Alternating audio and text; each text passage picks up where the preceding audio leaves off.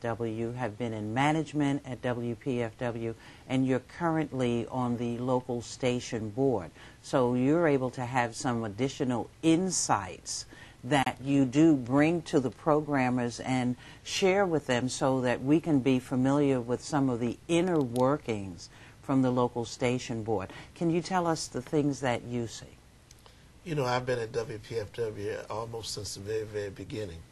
And as you so rightly put it, I've done everything at WPFW, including sweeping the floors. I've been a programmer, program director, acting general manager on both the, served on both the national board and local board. I'm on the board now.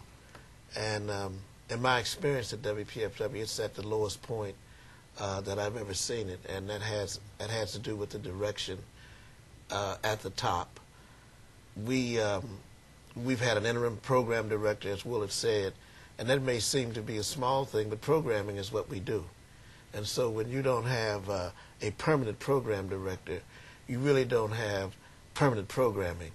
And it really hurts us as programmers, but it's more damaging to the audience because we are listener supported.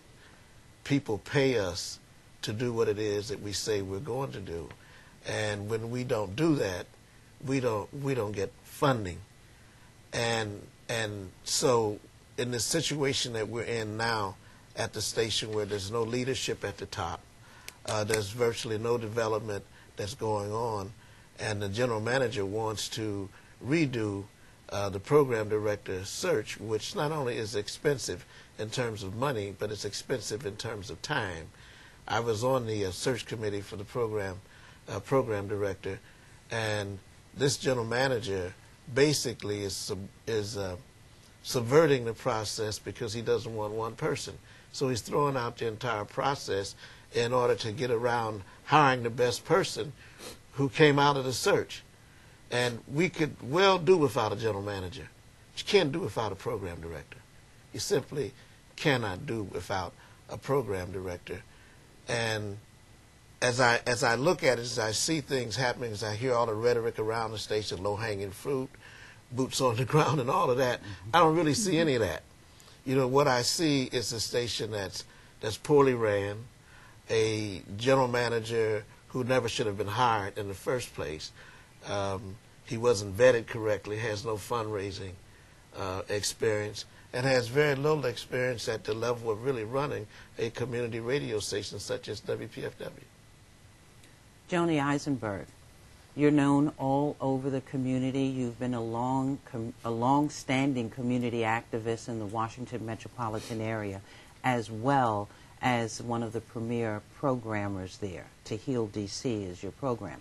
Can you share with us what you see happening at WPFW at this point?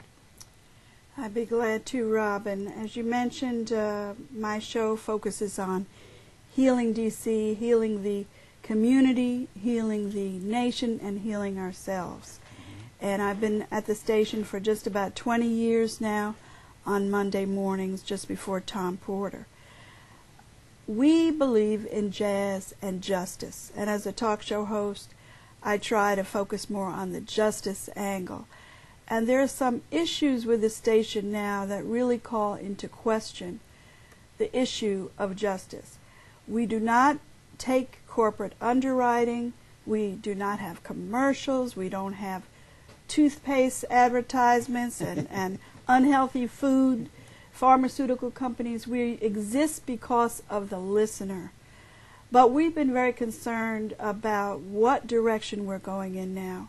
Many of us feel that we're moving much more into a corporate direction, taking some of the worst practices of corporate America and putting them into place. We know that in today's day, when we see the Occupy Wall Street, Occupy DC, Occupy America, that we're concerned that the majority of the people need to be listened to. But yet at WPFW it's very ironic that we're moving in, seems to be a little bit of the opposite direction. For example, people mentioned we've had an interim program director for 20 months, Bob Doutry. Most of us got along very well with him. The The station was moving smoothly. The general manager did not take the recommendations of the board and chose not to select him or the other two candidates. That's one major concern we have. The other concern is the way the staff, the paid staff, is being treated. We have a very small paid staff of less than 10 people. Most of us are volunteers, but there are paid staff. Earlier this year, under the direction of a so-called HR person, the paid staff who were the union members' salary was cut by 50%. Management was not cut at all. And that's just one example. What kind of direction is that for us to be moving in a station that's committed to justice? We have very serious concerns. And what we're going to do, when we come back, we're going to take a short break, and we're going to continue this conversation because there are some, it appears to be some severe issues that surround WPFW at this point, and we need to continue to discuss this. We'll be right back in one moment with Joni Eisenberg, Tom Porter, Mayuki Williams, and Willard Jenkins. I'm Robin Holden.